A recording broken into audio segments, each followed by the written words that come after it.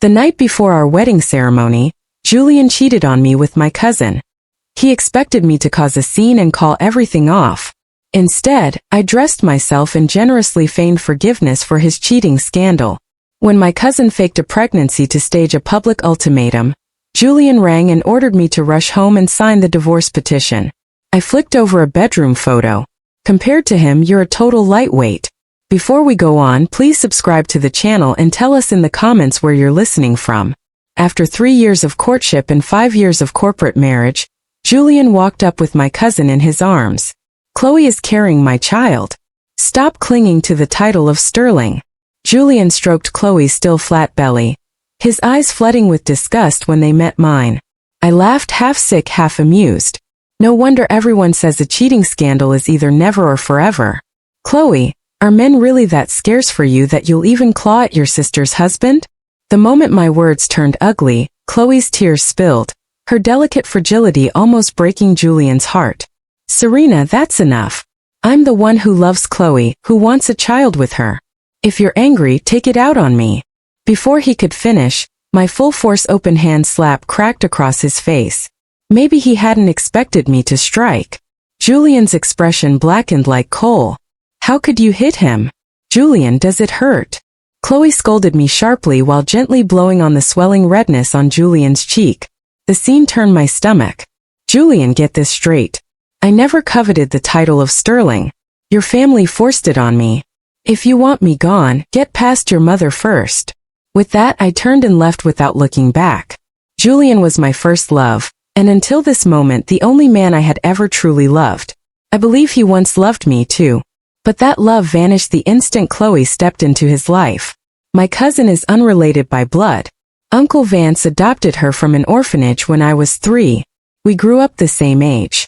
After my uncle died of illness, my mom took over her care, paid her college tuition, and even sent her abroad. Because we were so close in age, we once told each other everything. When Julian and I were dating, Chloe was still overseas. She used to joke that when she came back, she'd inspect the man who had me so spellbound, that she'd size him up so this little ditz wouldn't be fooled. But the moment she met Julian and learned he was the future heir of Sterling, she dragged him into her bed.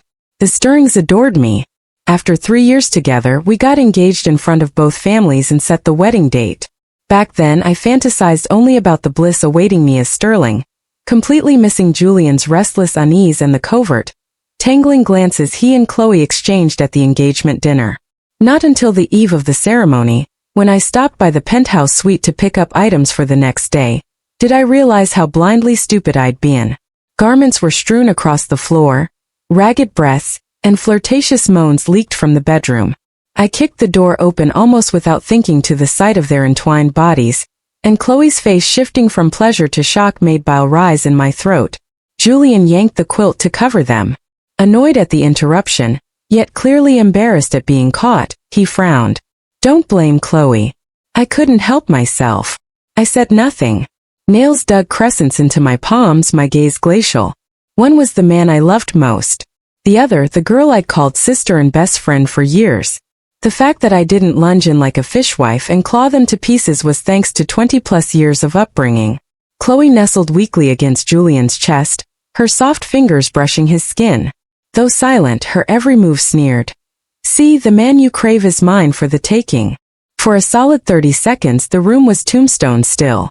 They seemed stunned by my delayed reaction.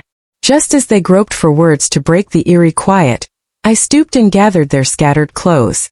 I tossed the garments onto the bed and ordered them to get dressed and meet me in the living room. Half an hour later they appeared freshly clothed. Inside those 30 minutes, they plotted how to handle me while I sat outside plotting how to destroy them. I've never claimed to be saintly. My creed is simple. Touch me and I'll flay you alive. If they'd confessed their attraction from the start, I would have bowed out, heartbroken but clean. Fidelity is instinct. Falling out of love is human. I don't fight nature. Their crime was savoring the thrill of secrecy, while letting me dream of an impossible forever like some pathetic clown. Since you saw everything, tomorrow's wedding ceremony happens as scheduled. Ignoring their clasped hands, I lifted Julian's jacket and helped him into it. Our parents are looking forward to tomorrow. I won't disappoint them. What happened tonight is an accident. Let's leave it at that. You really don't mind? Julian couldn't believe my sudden magnanimity. Back when we dated, I'd been notorious for my jealousy. When I nodded firmly, he chalked my odd behavior up to desperation, wanting the marriage so badly that I'd swallow anything. While Julian's face brimmed with unconcealed triumph, Chloe's was pinched with anxiety. She thought she knew me. One glimpse of Julian and her together would send me calling off the wedding. After that, a little pillow talk and the title of Sterling would be hers. What she didn't grasp was that beyond my own feelings for Julian, this marriage was first and last a merger. I could indulge my moods, but a corporate alliance is no toddler's game. The Vances needed Sterling channels to execute its 5-year transformation plan. Sterling, in turn, required the Vances vast cash reserves to survive the coming bloodbath. The match was cast in iron. Julian understood that even better than I did, which was why the words, "the wedding proceeds," visibly deflated him with relief. Seeing our timetable intact, Chloe dove straight into her next drama. First, she donned repentant mode, apologizing to me. When I ignored her, she swung her tear-filled gaze to Julian. "Julian, I know I shouldn't love you, but I can't help it. I've wronged the Vances and Serena. I'm better off dead." She bolted toward the door. Julian caught her, heartbreak all over his face. Right in front of me, he kissed her forehead and promised to shield her forever, swearing I was the only woman he would ever love, then added that marrying me was merely to placate our parents. However prepared I was for Julian's ugliness, the spectacle stabbed me raw. In our 3-year courtship, he had never treated me with such gentleness. Always lukewarm, always distant. I told myself that was simply his nature. It turned out his tenderness had a single recipient, Chloe. Unwilling to watch her keep flaunting the knife, I dropped a frigid reminder and walked off. "Sis, don't forget you're my maid tomorrow. Show up early." Chloe's stunned sobs and Julian's consoling murmurs were locked behind the door. Only after I slid into the car did the dam burst. I cried as though I'd just lost a husband, pounding the wheel in hysterics until my fist slammed the horn. A few seconds later, a man tapped on my window. Apparently unprepared for my tear-streaked face, he blinked in surprise. No offense, but you're blocking my car," he said, looking almost apologetic as he offered a pack of tissues. I mumbled an apology and meant to drive off, only for him to step in front of my bumper and make a call. When a hired driver in a company vest showed up moments later, his explanation followed.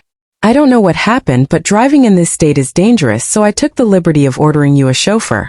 I'd seen busybodies, but this was record-breaking. I rolled my eyes mentally, refused the meddling, gunned the engine and sped away. Yeah, right. Whether or not he and the driver were scam artists, in my current disheveled state, I wasn't about to share a confined space with a stranger. Early the next morning, the instant the makeup artist finished, Chloe trailed Julian into the room. A night of mental armor hadn't fully prepared me. The sight of the two who'd knifed my back still sent a chill through my gut. Just as predicted, Chloe had shunned the maid gown I'd selected and floated in wearing pure white. The dress looked innocuous alone, yet beside Julian's black tux, it formed an unmistakable matched set. I knew exactly what she was signaling, but I wasn't about to be anyone's doormat. I drilled it into myself. Endure 5 years, secure the Sterling name, and when the time comes, reshuffle the board. But no one would ridicule me on my own stage.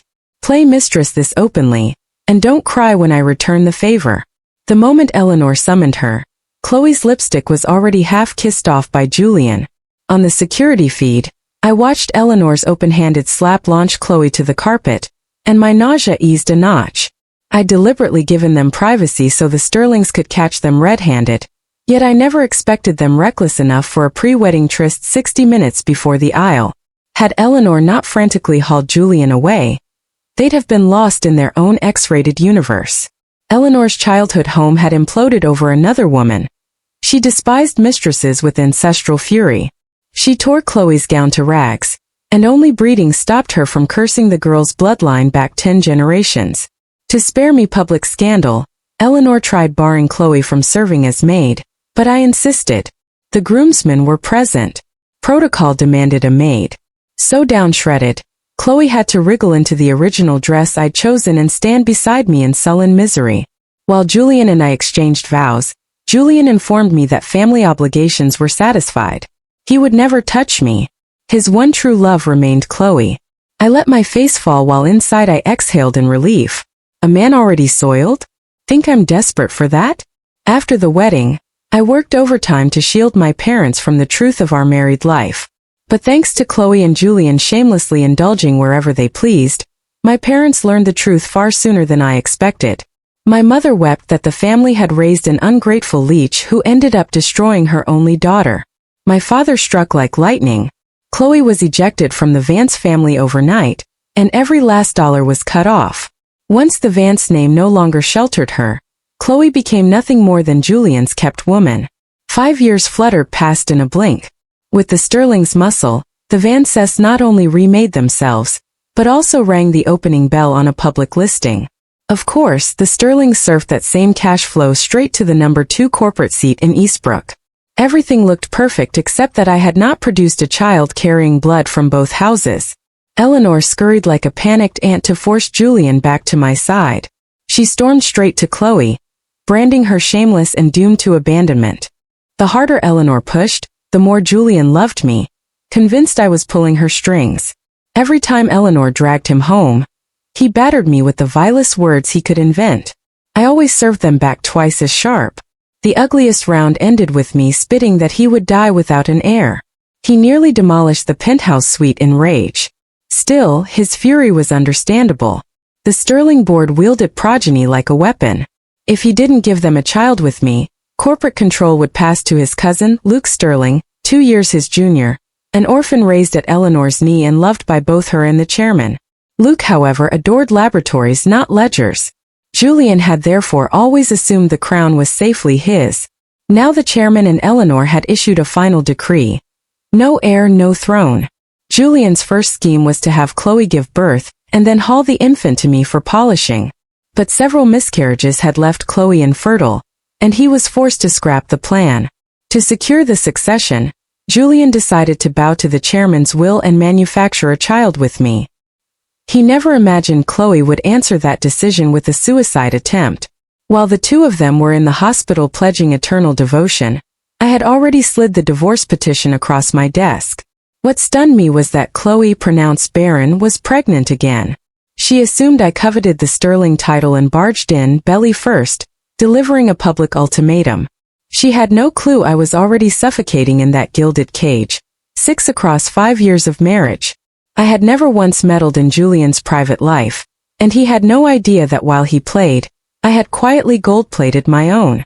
Beyond the Vans Aries label, I was the resident designer for Shaw Luxury Group. When the new quarter jewelry renderings were signed off, Adrian beat a path to my door. I teased him, afraid I'd abscond with the sketches. Instead of laughing, he set the drawings down and said, "Dead serious, I'm not afraid you'll vanish with the drafts, Serena. I'm afraid you'll vanish." The unexpected tenderness flushed my face crimson. I cleared my throat, shattering the sudden hush. "It's late. You should go." I expected Adrian to slip away as he always did. He never moved. His gaze clung to me. "The 5-year clause is up. Why are you still married to him?" "What?" Before the word was fully out, his face was inches from mine, close enough to count every lash. "Serena, my patience is running out." His low, ragged voice struck like a stone dropped into still water, and my heart scattered in ripples. I had always known how he felt, but inside Julian's matrimonial fortress, I could offer him no hope. I would not hand the Sterling's ammunition, nor let Adrian become fodder for gossip. We had met on the worst night of my life. He saw me at my ugliest, drunk, mascara-streaked, and I mistook him for a con artist. I kept telling myself that Julian's affairs didn't wound me. Yet, whenever Chloe paraded their affection, my chest still split. Julian was my first love, the brightest light of my youth. Letting go completely felt impossible.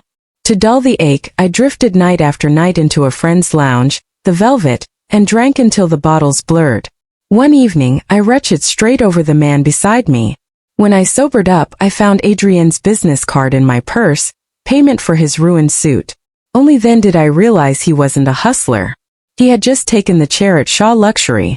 Hunting for entrance into fine jewelry, he discovered my design flair and hired me. Our debut collaboration rocketed Shaw Jewelry onto every editor's lips. Yet no one knew the anonymous talent behind the sparkle was me. Oddly enough, once Adrian started chasing me for renderings, I stopped stalking Julian and Chloe's drama. The lone time Chloe flaunted fresh bite marks across her throat, I felt nothing, only pity for the clown she had become. Snapping back to the present, I caught myself regarding Adrian with a softness that startled me. I had once told him this marriage would last exactly 5 years. The clock had finally struck its end. I stepped back, wanting to put a little more distance between Adrian and me. Adrian wouldn't give me the chance. Every inch I retreated, he advanced. It felt as though nothing would move forward tonight unless I gave him an answer. I wrestled with myself for a full minute, and was just about to tell him I'd already drawn up the divorce petition when the phone in my pocket shrilled. "Serena, get your ass home and sign the divorce papers. I won't let Chloe or the baby suffer one more second." Julian's lordly snarl was so obnoxious, it drew a laugh of pure spite from me. I glanced at Adrian, so close I could feel his breath, and a wicked idea for payback flashed through my mind before his startled eyes. I stripped off his shirt in one fast swipe. "Do me a favor. 10 days tops. I'll be free. Done." The instant trust in that single word pricked me with a pin-sized stab of guilt. But the mouth-watering view in front of me shoved the feeling aside. I ran my ringed left hand over the sexy ridge of his throat, raised my phone, and snapped a shot that caught both my wedding band and his abs. I admired the picture with satisfaction, oblivious to Adrian's tightening swallow and the darkness sliding across his gaze. I texted the photo to Julian and attached a single line. "Next to him, you're a total wimp." A split second later, Julian's ringtone exploded again, relentless as death. I watched the vibrating phone and pictured him frothing at the mouth, a laugh slipping out before I could stop it. The laugh died the next instant. I'd forgotten the half-naked man beside me, and the fact that his feelings for me had never been innocent. A sharp wave of cool mint rolled over my senses, impossible to resist as Adrian leaned in. The harder I pushed, the stronger he pinned me. 10 days. I'll give you exactly 10. With that, he buttoned his shirt, turned, and walked away without a backward glance. 8. My heart hammered against my ribs, reminding me of the emotion I'd buried. I couldn't deny it anymore. After 5 years of quiet guardianship, Adrian had slipped deep inside my heart. Julian burst into the Sterling estate just as I'd finished washing up for the night. Like a madman, he tore through every room while I watched. "Save your energy. He left hours ago." I smirked at his livid face, my lips curving in open mockery. Men and their double standards. Cheating is true love when they do it, but an unforgivable insult when a woman does the same. Who is he? Oh, him. My future husband. My lazy, indifferent tone detonated Julian's last nerve. He roared like a rabid lion. "We're still married, Serena, and you're already screwing someone else. Have you no shame?" "I have no shame, Julian. Which one of us is truly shameless? You cheated before the wedding, dragged Chloe to every social event after it, humiliated me in public, and now you march her pregnant self in here for a public ultimatum. List it out, the shame belongs to you and my so-called little aunt, Chloe. But I'm done arguing. You can't wake someone pretending to be asleep. Julian loves Chloe, so he'll never see their actions as wrong. In his eyes, I'm the villain, the roadblock to their happily ever after. Sure, I want my reputation, so convince Eleanor to let me go. Otherwise, Chloe stays the homewrecker and her child will be nothing but a love child." Julian's face turned green, yet he knew I spoke the truth. 2 years ago, he'd already filed for divorce. We'd even signed the petition. Eleanor tore it up, locked our marriage certificate away, and declared in front of Chloe that the Stirrings recognized only one daughter-in-law, me. If the day ever came that Julian and I divorced, she added, the family gate would remain closed to stray cats and dogs. Chloe ran off in tears. Julian chased her, and our divorce fizzled into nothing. Now, if he wants out, he has to pass Eleanor first. He stalked off in a rage. I assumed he'd run to Chloe for comfort, but instead, he rushed to Eleanor that same night and demanded she approve our split. Early the next morning, Eleanor called, her voice heavy with exhaustion. She begged me to find a way to keep Julian, saying she would handle Chloe herself. I was surprised Julian hadn't told her about my other man. A scumbag like him usually would, but male pride must have sealed his mouth. Eleanor had always been kind to me, yet I refused to wallow in the sterling mud a minute longer. I put on my best heartbroken act, claiming I'd waited years for Julian to come around. Chloe's second pregnancy, I sighed, had finally snuffed my last hope. I told Eleanor I was tired of waiting, and I agreed to let Julian go. Julian showed up again 2 days later. I didn't even notice him striding toward me until Adrian's reflexes blocked the open hand slap meant for my face. Chloe will never conceive again. Happy now. I stared stunned. How was Chloe's infertility my fault? His next words spelled it out. Eleanor had decided that without Chloe in the picture, I'd stay, so she confronted her. In the scuffle, Chloe fell and miscarried. After so many prior losses, this one left her barren. One was his birth mother, the other the love of his life. Julian couldn't bring himself to blame either. In the end, he vented all his resentment on me. According to Julian, if I hadn't said those things to Eleanor, she wouldn't have gone looking for Chloe, and Chloe wouldn't have had the miscarriage and ended up infertile. So everything was my fault. 10,000 alpacas stampeded through my heart. Once I couldn't bear it any longer, I simply stopped trying.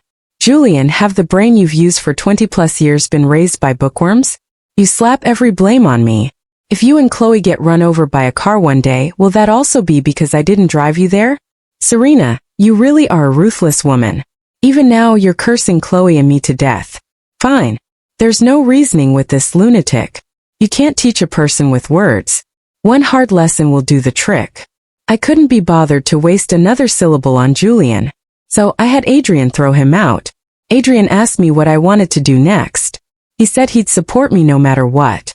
I didn't answer because I only wanted to sever every last thread between Julian and myself with my own hands. To make up for Julian's betrayal, Eleanor decided to throw me a birthday gala on my birthday. I knew exactly what she meant. She wanted me to shelve the divorce petition out of respect for her and the Sterling family. To give Julian and Chloe a grand gift, I resolved to make good use of that birthday gala. Just as I expected, Julian brought Chloe the moment the party began. A pretty face paired with Chloe's clawing fragility. No wonder men became obsessed. Chloe basked in the male gaze sweeping the ballroom, shy flirtation sparkling at the corners of her eyes and brows until very soon she couldn't smile anymore. The screen that was supposed to loop my mood board portrait suddenly cut to a video. Graphic footage of a man and a woman flashed in front of everyone. The woman was Chloe, but the man in the clip clearly wasn't Julian. Chloe stared in horror as the images grew bolder, then rushed forward, desperately trying to shut it off. No matter which button she slapped, the video kept playing. Only when Julian grabbed her shoulders in anguish and demanded an explanation did she collapse to the floor, sobbing. I watched the absurd spectacle woodenly. When my eyes met Julian's, the corner of my mouth lifted in a cold smirk. Serena, she's your cousin. How could you trample her like this, cousin? Huh. When she crawled into your bed, Julian, did either of you remember she was my cousin? I spoke, my voice icy. When she faked a pregnancy to stage a public ultimatum, did she remember she was my cousin then? What did you say? Julian stared at me in disbelief, then looked down at Chloe, still crying at his feet. I walked toward Julian step by step, hurling a new bombshell with every stride. You think every pregnancy she lost with you was an accident? It's because she partied too hard overseas and had one abortion after another. You think she actually loves you? She only has eyes for the Sterling name. After hooking up with you, she still flew abroad several times for thrills with her ex. And to hide her infertility, she plotted that miscarriage and the whole public ultimatum, then dumped the blame on your mother and me. Before Julian could react, Eleanor exploded. She charged at Chloe and slapped her across the face again and again. My birthday gala was ruined. Yet I felt no regret. By the time Eleanor's blows had left Chloe's face swollen and crimson, Julian hauled her away like a limp chick. The crowd of onlookers gradually dispersed. Some looked at me with pity. Others whispered that I'd gone too far. None of them knew that the original clip I'd queued up was a bed photo of Julian and Chloe's cheating scandal. I'd wanted to fast-track the divorce. Who swapped in that video?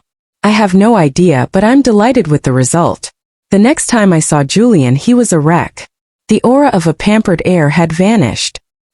His lips trembled as if he wanted to say something, but in the end no words came. This time, free of surprises or obstacles, we signed the divorce papers at lightning speed. Air never smelled so sweet as the day I regained my freedom, clutching my freshly issued divorce decree. I couldn't wait to share the news with Adrian. Suddenly Julian spoke. If I'd seen through her earlier, if I had turned back sooner, could we have lasted? I smiled, truly released. No chance. The moment your heart left with her, we were finished. The instant I finished, Adrian walked in and, paying Julian no regard, took my hand. Julian gave a self-mocking laugh. So it's him. You're right. At least he isn't blind. 2 years after the divorce, Adrian practically dragged me to pick up a marriage license. I heard Julian had drunk himself into ruin and the Sterling family finally cut him loose. Chloe begged him to take her back, but he spurned her in disgust. Later, she let herself be duped by a married man old enough to be her father. In a fit of rage, the deluded Chloe stabbed him several times while his back was turned. By the time she came to her senses, he was already dead. She received a life sentence for aggravated assault. Not long after, Julian was diagnosed with stomach cancer. Meanwhile, I learned that the video at my birthday gala had been planted by Chloe's ex, the same man who, like Julian, had once been kept in the dark by her. I felt no surge of emotion at the news, only a trace of sighing regret. Everyone pays for what they do sooner or later. The price I paid was 8 banished years and the wholehearted devotion I once gave.